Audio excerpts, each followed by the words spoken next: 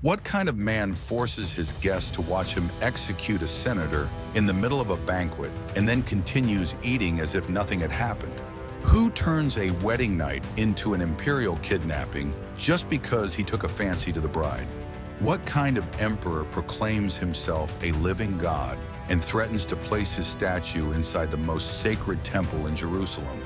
That man was Caligula, and he did all of that behind closed doors. From the outside, his power seemed absolute, but it was in the privacy of his palace or aboard his private ships converted into temples of excess that Caligula revealed his true face, the face of a ruler who answered to no one, not even to the gods.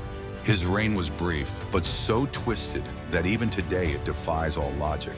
To understand how he became that monster with a crown, it is necessary to go back to the beginning. Because no one is born Caligula, one becomes him. Caligula was born on August 31st, AD 12, in the city of Antium, under the name Gallus Julius Caesar Augustus Germanicus, son of the famous Germanic general and Agrippina the Elder. He was related by blood to the two most powerful houses of the empire, the Julians and the Claudians. His lineage was marked by glory and tragedy. From an early age, he accompanied his father on military campaigns, and it was there that he received the nickname that would make him immortal, Caligula, which means little boots. He wore miniature armor that delighted the troops, but the sweetness of that nickname would contrast brutally with the future that awaited him. His father's death in Syria, under suspicious circumstances, marked a before and after.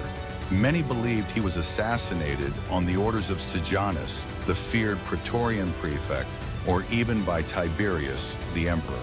Agrippina, his mother, publicly accused the throne, and as a result was exiled and later eliminated. His older brothers also died. Only Caligula was spared, perhaps because he was still young or because he knew how to keep quiet. He was taken to Capri, where he lived under the direct supervision of Tiberius. There, amid decadent banquets and deadly political games, he learned that in Rome, it is not the righteous who survive, but the cunning. Years later, when Sejanus fell from grace and was executed, Caligula began to rise. And when Tiberius died, some say with the help of a cushion under his face, the young heir became emperor. At first, he was welcomed with jubilation. He freed prisoners, forgave debts, and organized spectacles. It seemed that Rome had a new Augustus, but shortly afterwards he fell seriously ill, and when he reappeared in public, he was no longer the same. Something inside him had broken.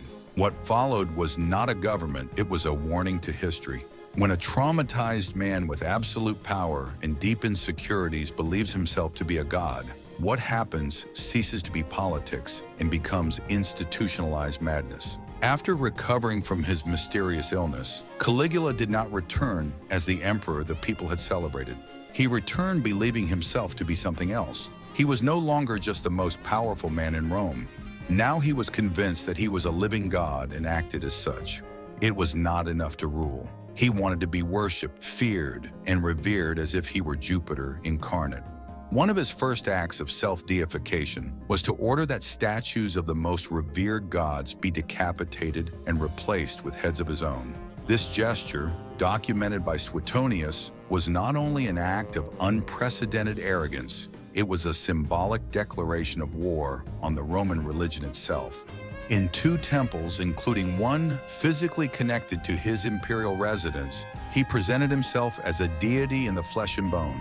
He made theatrical appearances dressed in golden robes and crowns, surrounded by incense and chants. The people silently witnessed a dangerous parody of imperial worship. But there was a limit that even the Romans knew should not be crossed: the Temple of Jerusalem. Caligula ordered a statue of himself to be placed inside the most sacred place in Judaism, a space where carved images were strictly forbidden. The outrage in Judea was immediate, and a revolt seemed inevitable.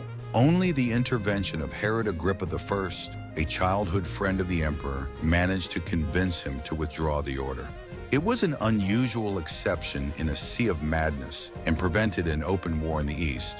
Meanwhile, in the heart of the empire, his behavior became more erratic. One of the most surreal episodes of his administration was the so-called war against Neptune. During a campaign on the northern coast of Gaul, Caligula ordered his soldiers to form ranks facing the sea and attack the waves. With swords, they were to fight the god of the ocean. When they finished, they were ordered to collect seashells, which Caligula presented as trophies of war.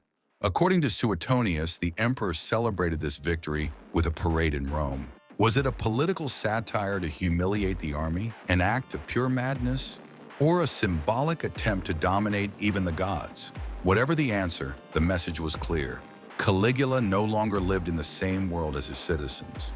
His obsession with divine power was closely linked to his deepest human insecurities. His biographers describe him as a man of sickly appearance, pale with thin legs, a hairy neck, bald from a young age. His sunken dark eyes gave him a disturbing look. It was said that he flew into a rage when someone mentioned the word goat, a common mockery of his appearance, and that he even issued a decree prohibiting anyone from standing above him in public so they could not see his baldness from above.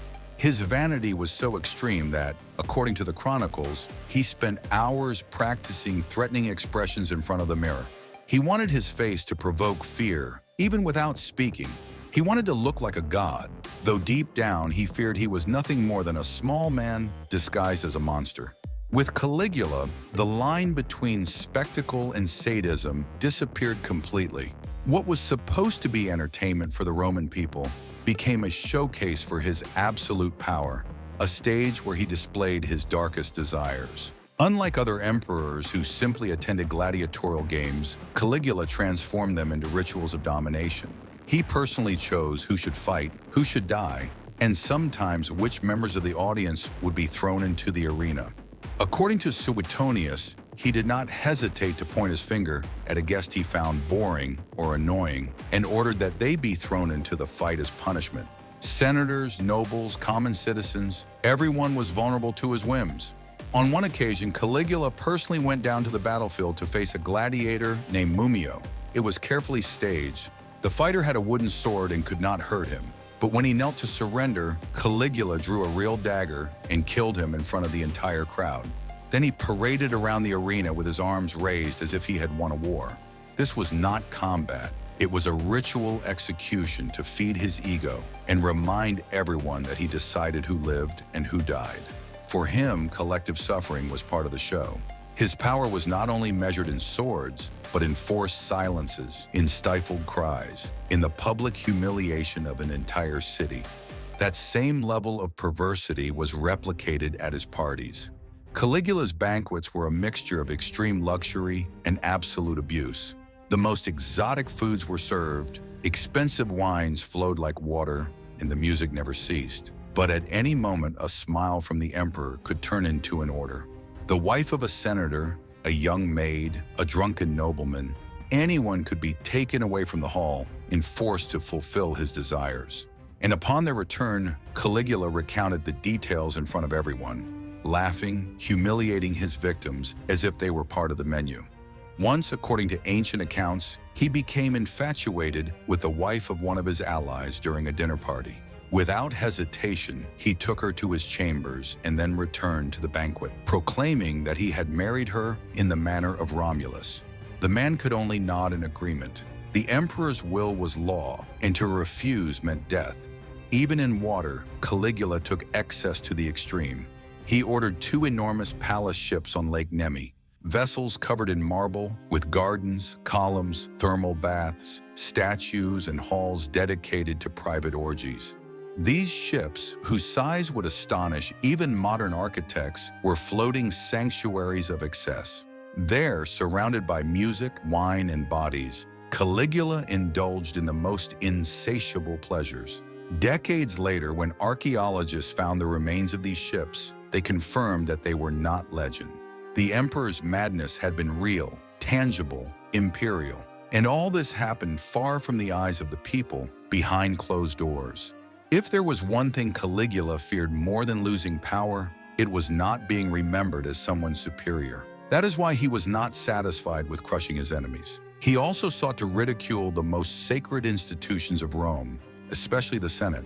While previous emperors at least pretended respect for the legislative body, Caligula made it the object of constant mockery. He made them wait for hours, forced them to applaud absurd speeches, and publicly humiliated them with false accusations. But nothing was as symbolically insulting as his famous horse, Incitatus.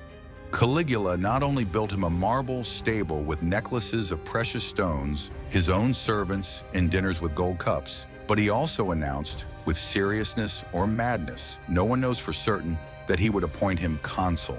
For many historians, this was not just eccentricity, but a direct provocation, a way of saying that the Senate was so useless that even a horse could take its place. Over the years, Caligula accumulated rumors that, although impossible to fully confirm, persisted for centuries. The most scandalous was his alleged incestuous relationship with his sister Drusilla. Many believed that he loved her as a wife and even granted her divine honors after her death. Although there is no conclusive evidence, his public and ambiguous attitude fueled gossip in Rome and the silent contempt of his enemies. Added to this were other provocative customs. He sometimes dressed as a woman, sometimes as an Eastern god, or even as Venus. In a deeply symbolic society such as Rome's, where clothing marked social role and gender, these gestures were perceived not as fashion, but as defiance. Caligula did not want to resemble the gods. He wanted to replace them, but even fear could not sustain a regime forever. 4 years after assuming power, in the year 41, Praetorians led by Cassius Chaerea, one of his most humiliated officers, brutally murdered him in a corridor of the palace. They also killed his wife and daughter, fearing that they would remain heirs. The Senate attempted to restore the Republic, but the Praetorian Guard had already proclaimed Claudius as the new emperor. Caligula was dead, legend. Today, his name remains synonymous with imperial madness, unlimited abuse, and a reign that brought the Roman Empire to the brink of institutional collapse. His figure is studied, feared, and debated. But beyond the myth, what is clear is that absolute power in the hands of an unstable man can turn an empire into his personal stage of terror. And you, which of Caligula's habits did you find most disturbing? Tell us in the comments. If you like this story and want to see more impossible confrontations like this one, subscribe to the channel, activate the bell, and leave us your opinion in the comments. And as always, may Mars guide you in battle.